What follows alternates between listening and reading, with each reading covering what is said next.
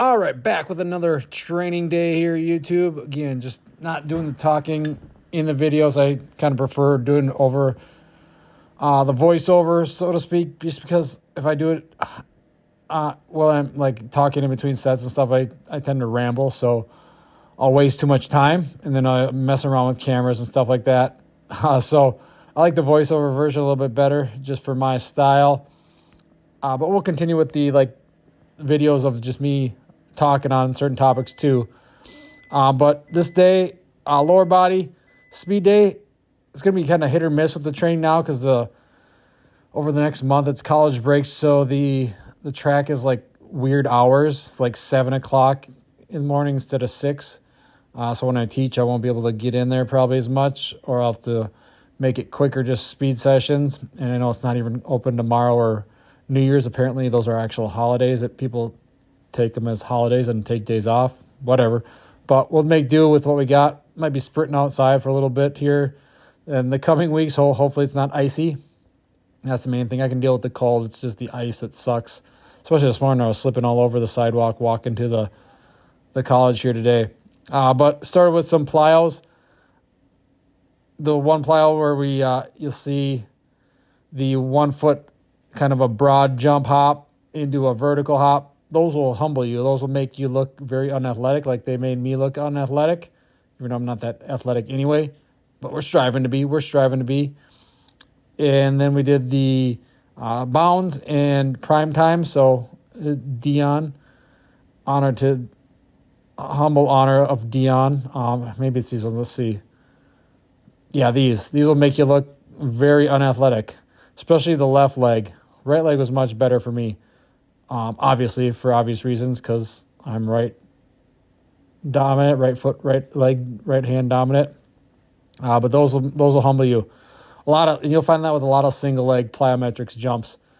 Just doing the single leg thing changes. Most people, I don't think, are good single leg jumpers. A lot of us, like myself, are more of a 2 foot jumper, more that power, not the springy elastic. Those single foot jumpers, you see a lot of those guys in the NBA and stuff like that. But I got the plyos in here before we hit our sprints for the day. And again, I think sprints are if you're going to add one thing to your training in 2025, start sprinting. It doesn't matter how old you are, what age you are. I have clients in their 60s sprinting. So it doesn't mean you have to be an Olympic level sprinter. It just means you're going as fast as you can and improve on that. Meet yourself where you are. Don't rush into sprinting 100-meter dashes or 40-yard dashes. Maybe start with some hills or some sled sprints, and then work your way as you get more comfortable. You get ready. Your body's more prepared, because most of you haven't done it in years. And yes, there's something wrong with that because you haven't done it. I didn't do it for years, and then I finally started doing it for the last few years. I've been sprinting 2-3 times a week, and it's been great. I love it. It's my favorite exercise, my favorite thing to do.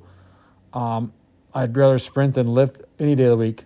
But our sprints today consisted of back pedal to 20-yard sprints. So a few step back pedal, boom, turn to the right, turn to the left, alternate between those. And then we did some time 40s and a time 60. My 40s have been crappy lately, finally under 5 seconds today. So working our way down to where we want to be, which my next goal is a 4.8. I want to get into the 4.8s, and who knows, 4.7s. Again, you think, and you watch the combines and stuff like that, and you think, oh, you're sitting on your couch. Oh, I could run that. I can run faster than these guys. No, you can't. You don't realize how fast these people are. These freak athletes are when they're running 4.2, 4.3, 4.4 40s. And yes, we do get slower as we age, but you can still sprint. This might be one of my favorite jump variations too. So you do a forward hurdle into a lateral hurdle into a forward into a lateral, and just change it up there. Sometimes you get off rhythm, but work through it and keep that bounce. Still working on cleans.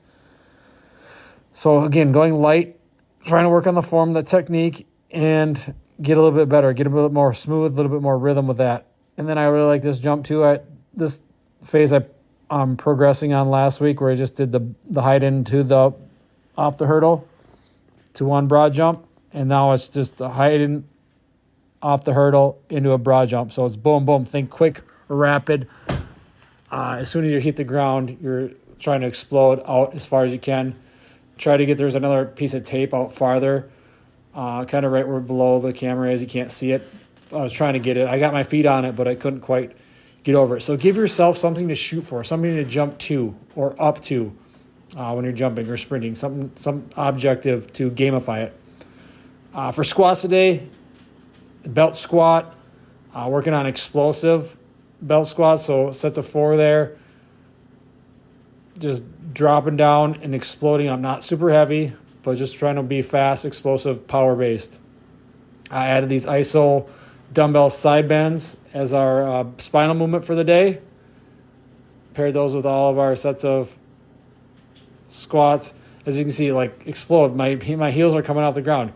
I'm not a powerlifter. I don't care if my feet are on the ground. Explode. And then this was a fun variation. Speed, single leg RDLs, pushing the one leg into the wall. First few sets took me a little while to get the balance, but started to get it by that third set. Nothing heavy here, but again, just quick drop, quick explosive up. Rhythm lunges, one of my favorite variations. You can do this a little bit of conditioning, but I like to do it as more of a rhythmic. Athletes are rhythmic. Sorry. So use a little bit of rhythm, a little bit of power, a little speed there as well in that split squat lunge position. Then we hit the calf iso holds. So calf raise iso single leg again, dumbbell in one hand, the same leg as your calf is going up. You're doing the raise. So did that variation, hit those, a few sets of those, and then finished off with the old glute ham raise humpers. So I don't know, some people call them shootouts or whatever, I call them humpers.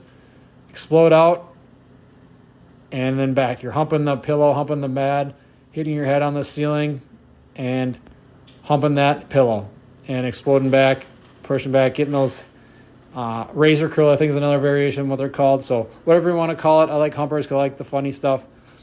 But again, another variation, hit the hamstrings to finish out. That was the day. Thanks for watching, guys. We'll be back again with more.